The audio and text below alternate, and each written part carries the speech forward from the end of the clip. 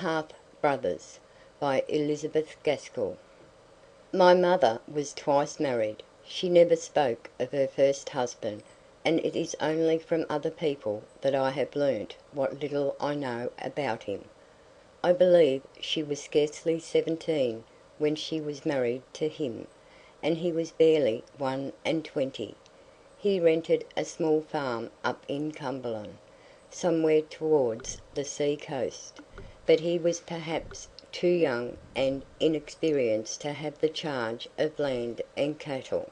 Anyhow, his affairs did not prosper, and he fell into ill health, and died of consumption before they had been 3 years man and wife, leaving my mother a young widow of 20, with a little child only just able to walk, and the farm on her hands for 4 years more by the lease, with half the stock on it dead, or sold off one by one to pay the more pressing debts, and with no money to purchase more, or even to buy the provisions needed for the small consumption of every day. There was another child coming too, and sad and sorry, I believe, she was to think of it. A dreary winter she must have had in her lonesome dwelling, with never another near it for miles around. Her sister came to bear her company, and they two planned and plotted how to make every penny they could raise go as far as possible. I can't tell you how it happened that my little sister, whom I never saw, came to sicken and die, but, as if my poor mother's cup was not full enough, only a fortnight before Gregory was born, the little girl took ill of scarlet fever, and in a week she lay dead. My mother was, I believe, just stunned with this last blow. My aunt has told me that she did not cry. Aunt Fanny would have been thankful if she had, but she sat holding the poor wee lassie's hand and looking in her pretty, pale, dead face, without so much as shedding a tear. And it was all the same when they had to take her away to be buried. She just kissed the child, and sat her down in the window seat to watch the little black train of people, neighbours, my aunt, and one far-off cousin, who were all the friends they could muster, go winding away amongst the snow, which had fallen thinly over the country the night before.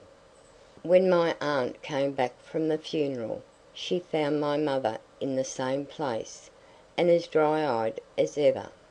So she continued until after Gregory was born, and somehow his coming seemed to loosen the tears, and she cried day and night, till my aunt and the other watcher looked at each other in dismay, and would fain have stopped her if they had but known how.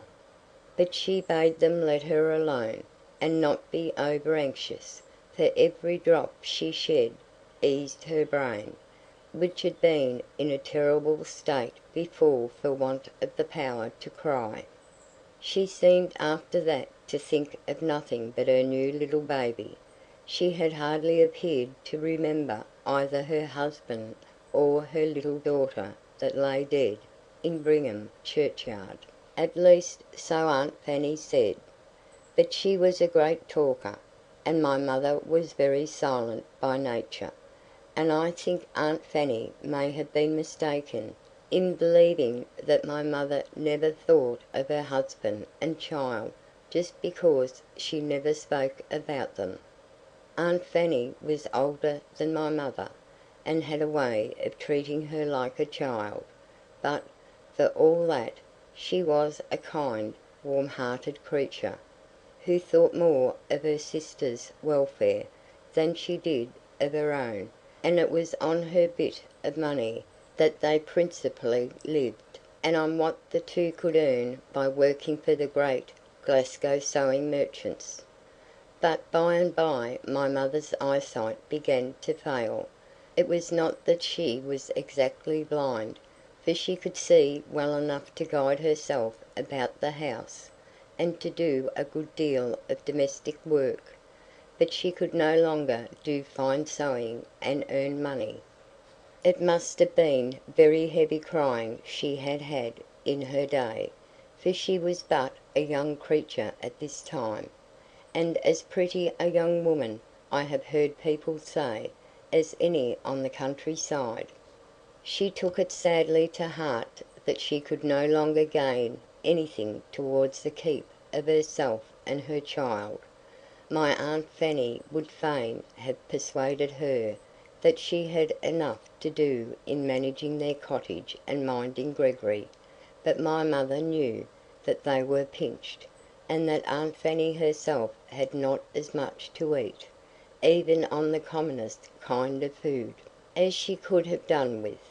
And as for Gregory, he was not a strong lad, and needed not more food, for he always had enough, who ever went short, but better nourishment and more flesh meat. One day it was Aunt Fanny who told me all this about my poor mother, long after her death, as the sisters were sitting together, Aunt Fanny working, and my mother hushing Gregory to sleep. William Preston, who was afterwards my father, came in. He was reckoned an old bachelor. I suppose he was long past 40, and he was one of the wealthiest farmers thereabouts, and had known my grandfather well, and my mother and my aunt in their more prosperous days. He sat down and began to twirl his hat by way of being agreeable. My aunt Fanny talked, and he listened and looked at my mother. But he said very little, either on that visit or on many another that he paid before he spoke out what had been the real purpose of his calling so often all along, and from the very first time he came to their house. One Sunday, however, my aunt Fanny stayed away from church, and took care of the child, and my mother went alone. When she came back, she ran straight upstairs, without going into the kitchen to look at Gregory or speak word to her sister, and Aunt Fanny heard her cry as if her heart was breaking, so she went up and scolded her right well through the bolted door, till at last she got her to open it. And then she threw herself on my aunt's neck, and told her that William Preston had asked her to marry him, and had promised to take good charge of her boy, and to let him want for nothing, neither in the way of keep nor of education, and that she had consented. Aunt Fanny was a good deal shocked at this, for, as I have said, she had often thought that my mother had forgotten her first husband very quickly, and now here was proof positive of it, if she could so soon think of marrying again. Besides, as Aunt Fanny used to say, she herself would have been a far more suitable match for a man of William Preston's age than Helen, who, though she was a widow, had not seen her 24th summer.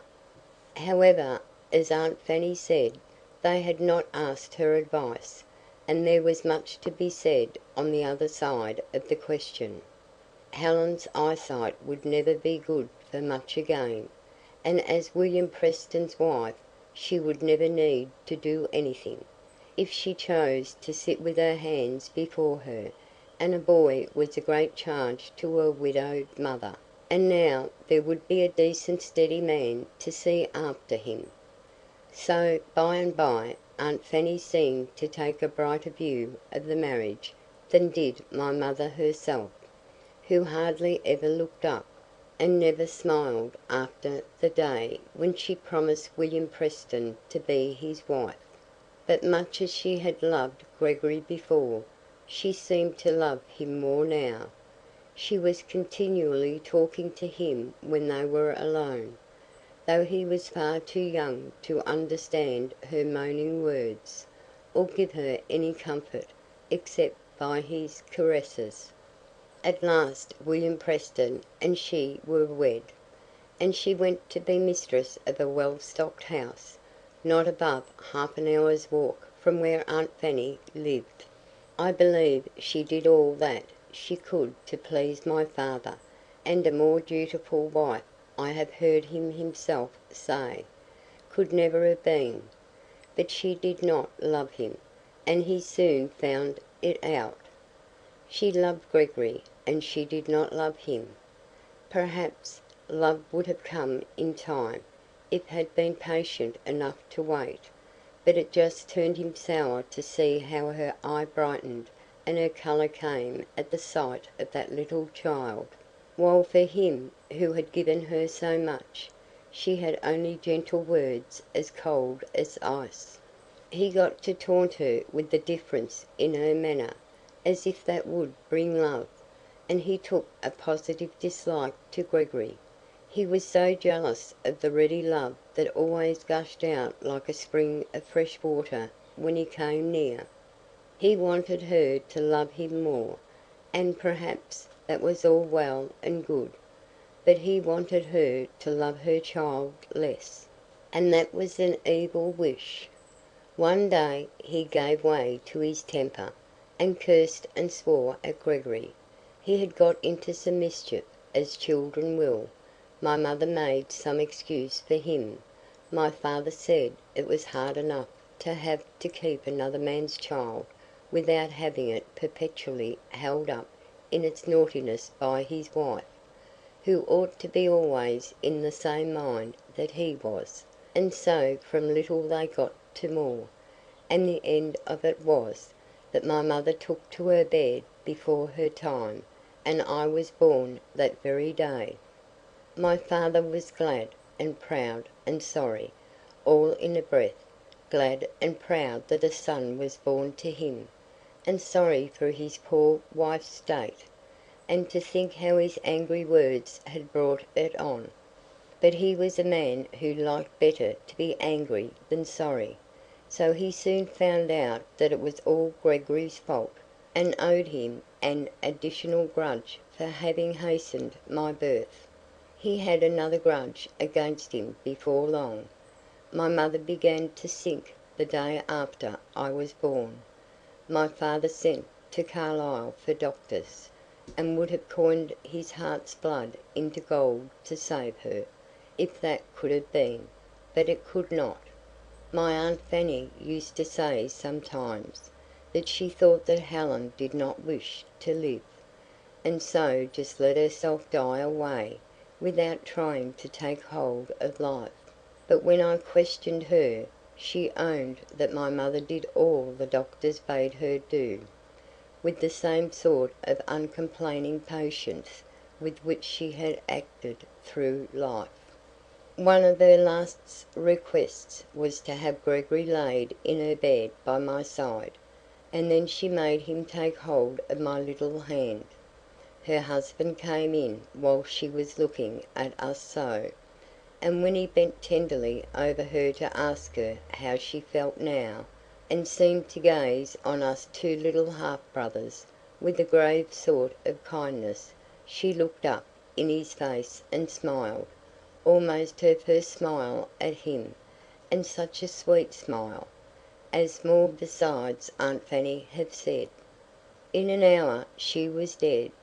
Aunt Fanny came to live with us. It was the best thing that could be done.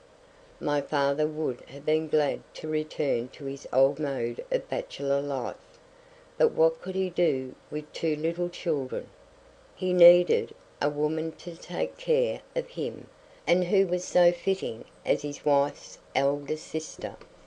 So she had the charge of me from birth, and for a time I was weakly, as was but natural, and she was always beside me, night and day watching over me, and my father nearly as anxious as she. For his land had come down from father to son for more than 300 years, and he would have cared for me merely as his flesh and blood that was to inherit the land after him. But he needed something to love, for all that. To most people he was a stern, hard man, and he took to me as, I fancy, he had taken to no human being before, as he might have taken to my mother, if she had no former life for him to be jealous of. I loved him back again right heartily. I loved all around me, I believe, for everybody was kind to me. After a time I overcame my original weakness of constitution, and was just a bonny, strong-looking lad whom every passer-by noticed, when my father took me with him to the nearest town.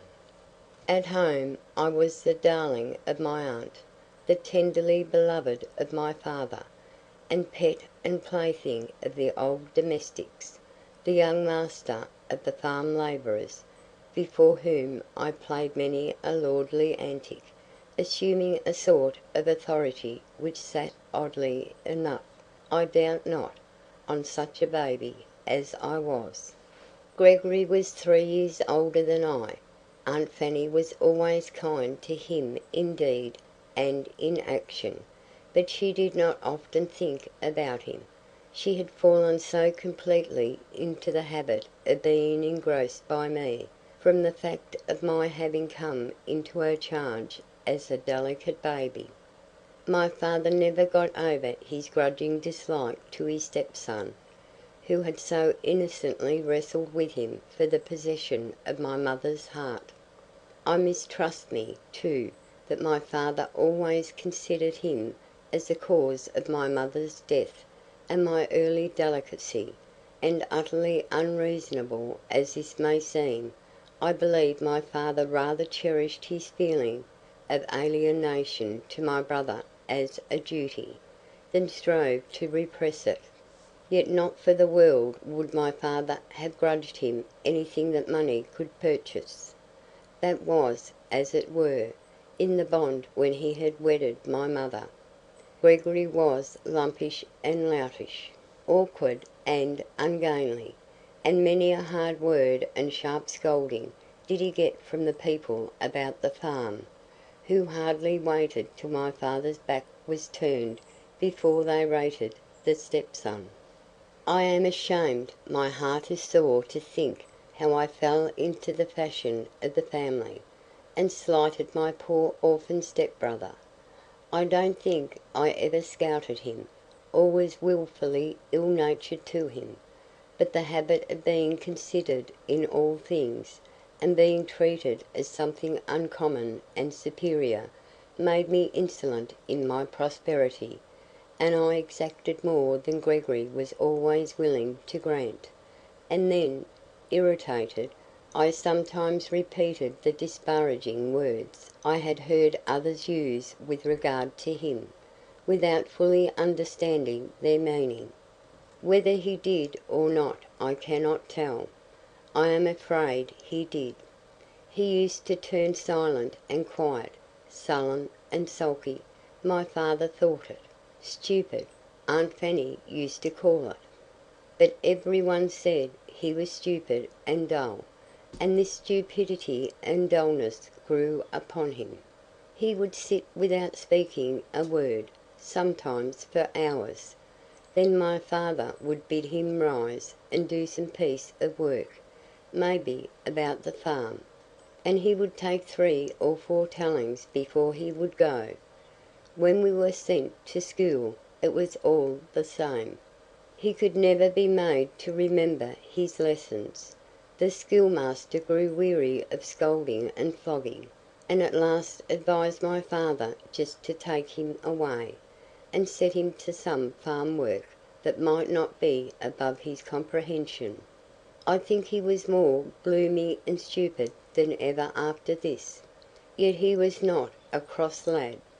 He was patient and good-natured, and would try to do a kind turn for anyone, even if they had been scolding or cuffing him not a minute before. But very often his attempts at kindness ended in some mischief to the very people he was trying to serve, owing to his awkward, ungainly ways. I suppose I was a clever lad, at any rate. I always got plenty of praise, and was, as we called it, the cock of the school. The schoolmaster said I could learn anything I chose, but my father, who had no great learning himself, saw little use in much for me, and took me away betimes, and kept me with him about the farm. Gregory was made into a kind of shepherd, receiving his training under old Adam, who was nearly past his work. I think old Adam was almost the first person who had a good opinion of Gregory. He stood to it that my brother had good parts, though he did not rightly know how to bring them out, and, for knowing the bearings of the Fells, he said he had never seen a lad like him. My father would try to bring Adam round to speak of Gregory's faults and shortcomings, but, instead of that, he would praise him twice as much, as soon as he found out what was my father's object. One winter time, when I was about 16, and Gregory 19, I was sent by my father on an errand to a place about 7 miles distant by the road, but only about 4 by the Fells. He bade me return by the road, whichever way I took in going, for the evenings closed in early, and were often thick and misty, besides which old Adam, now paralytic and bedridden, foretold a downfall of snow before long. I soon got to my journey's end, and soon had done my business, earlier by an hour, I thought, than my father had expected.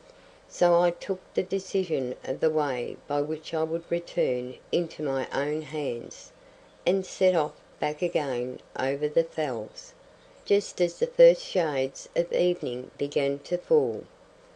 It looked dark and gloomy enough, but everything was so still that I thought I should have plenty of time to get home before the snow came down. Off I set at a pretty quick pace, but night came on quicker. The right path was clear enough in the daytime, although at several points 2 or 3 exactly similar diverged from the same place, but when there was a good light, the traveller was guided by the sight of distant objects, a piece of rock, a fall in the ground, which were quite invisible to me now. I plucked up a brave heart, however, and took what seemed to me the right road. It was wrong, nevertheless, and led me whither I knew not, but to some wild boggy moor, where the solitude seemed painful, intense, as if never footfall of man had come thither to break the silence. I tried to shout with the dimmest possible hope of being heard, rather to reassure myself by the sound of my own voice, but my voice came husky and short, and yet it dismayed me. It seemed so weird and strange, in that noiseless expanse of black darkness. Suddenly the air was filled thick with dusky flakes. My face and hands were wet with snow. It cut me off from the slightest knowledge of where I was, for I lost every idea of the direction from which I had come, so that I could not even retrace my steps. It hemmed me in, thicker, thicker, with a darkness that might be felt. The boggy soil on which I stood quaked under me if I remained long in one place, and yet I dared not move far. All my youthful hardiness seemed to leave me at once.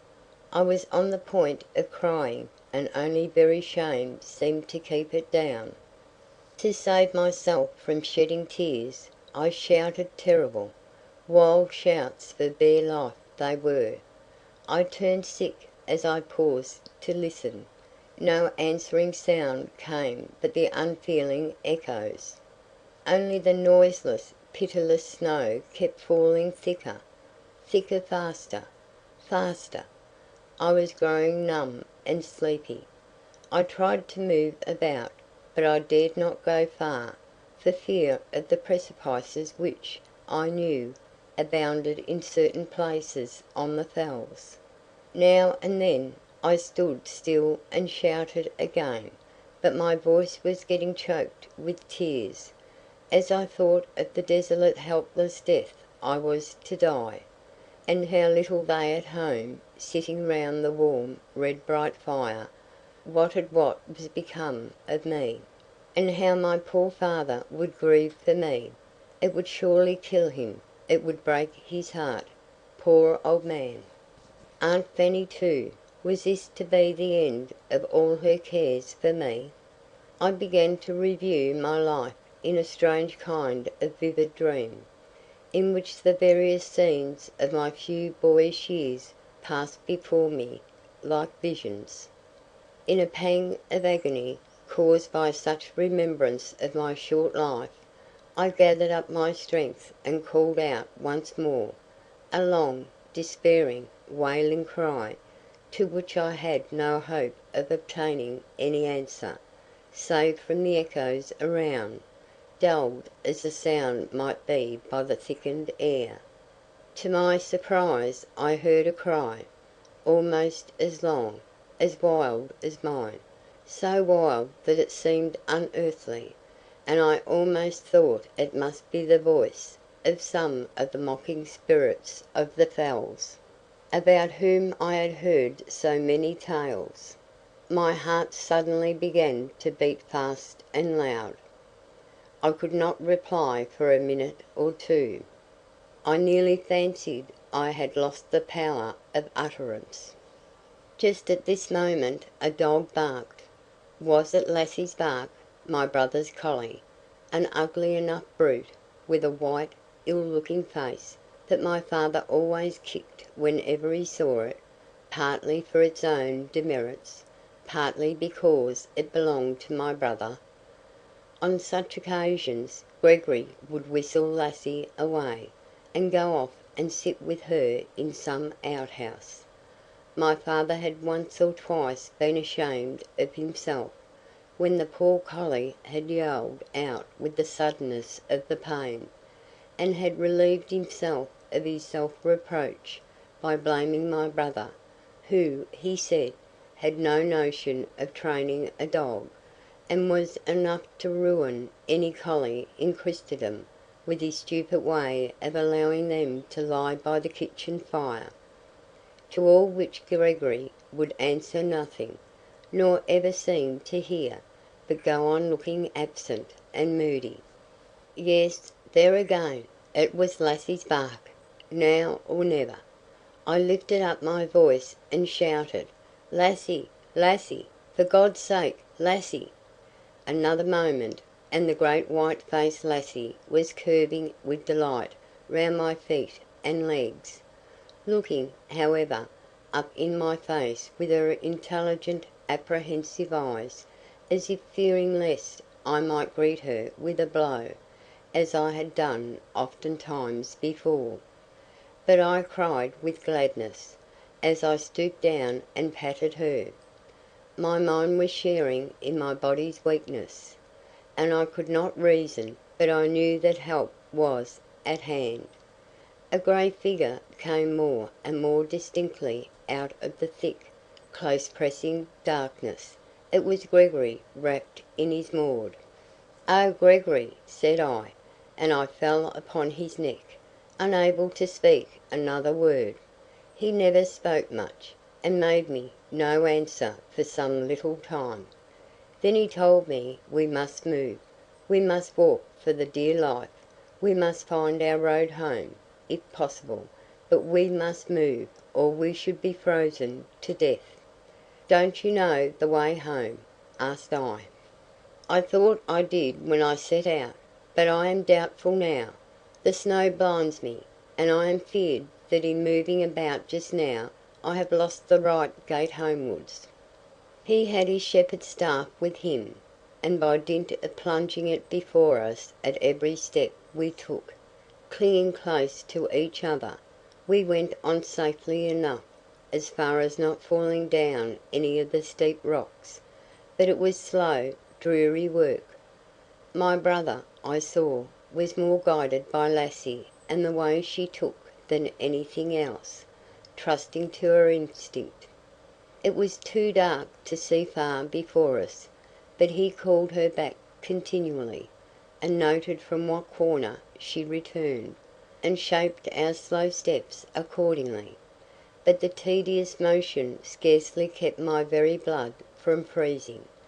Every bone, every fibre in my body seemed first to ache, and then to swell, and then to turn numb with the intense cold. My brother bore it better than I, from having been more out upon the hills. He did not speak, except to call Lassie. I strove to be brave, and not complain, but now I felt the deadly fatal sleep stealing over me. "I can go no further," I said, in a drowsy tone. I remember I suddenly became dogged and resolved. Sleep I would, were it for only 5 minutes. If death were to be the consequence, sleep I would. Gregory stood still.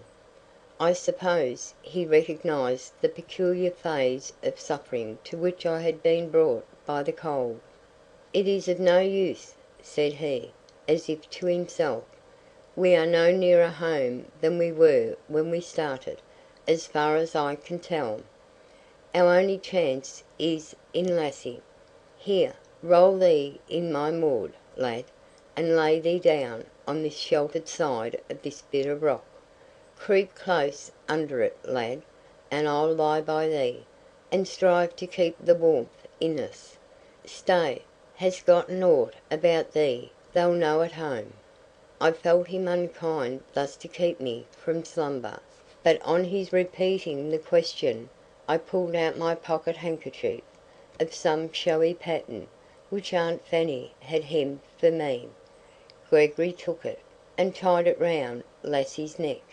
"Hie there, Lassie, hie thee home!" And the white-faced, ill-favoured brute was off like a shot in the darkness. Now I might lie down, now I might sleep. In my drowsy stupor I felt that I was being tenderly covered up by my brother, but what with I neither knew nor cared.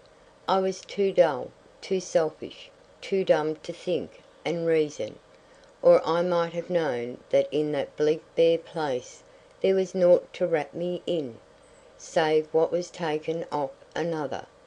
I was glad enough when he ceased his cares and lay down by me. I took his hand. "Thou canst not remember, lad, how we lay together thus by our dying mother. She put thy small, wee hand in mine. I reckon she sees us now, and belike we shall soon be with her. Anyhow, God's will be done." "Dear Gregory," I muttered, and I crept nearer to him for warmth. He was talking still, and again about our mother, when I fell asleep.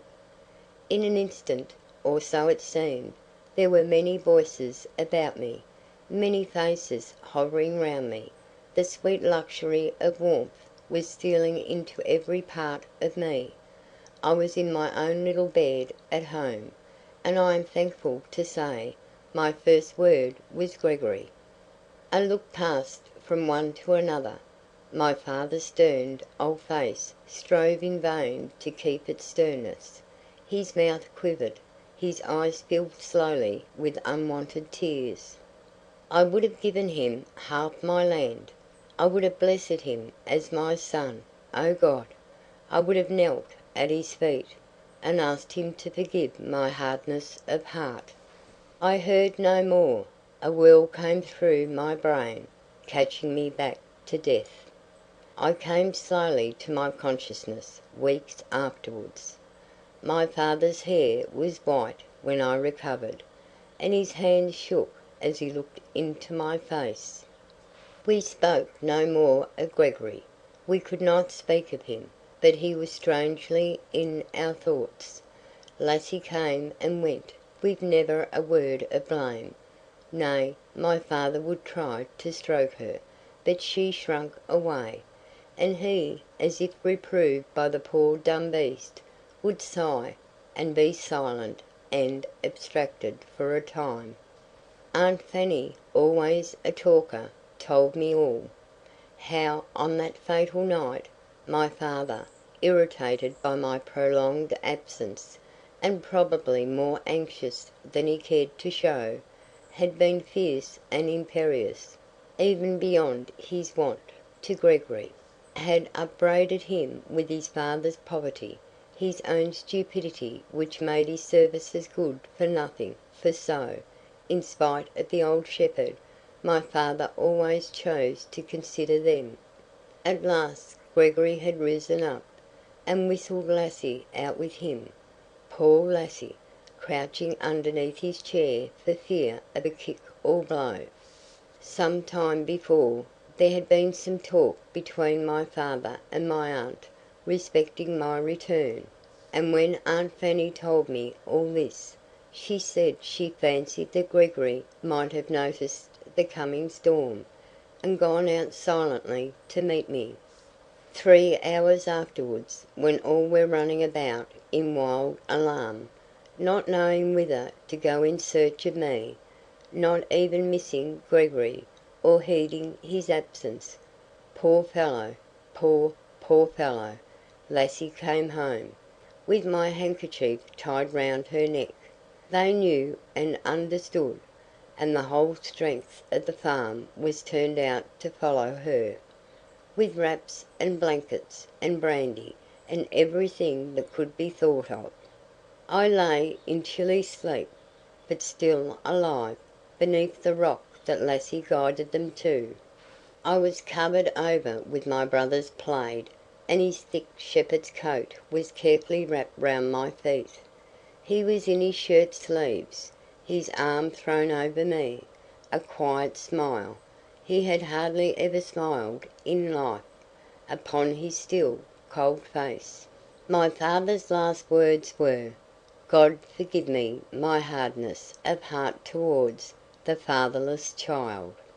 And what marked the depth of his feeling of repentance, perhaps more than all, considering the passionate love he bore my mother, was this: we found a paper of directions after his death, in which he desired that he might lie at the foot of the grave, in which, by his desire, poor Gregory had been laid with our mother. End of story.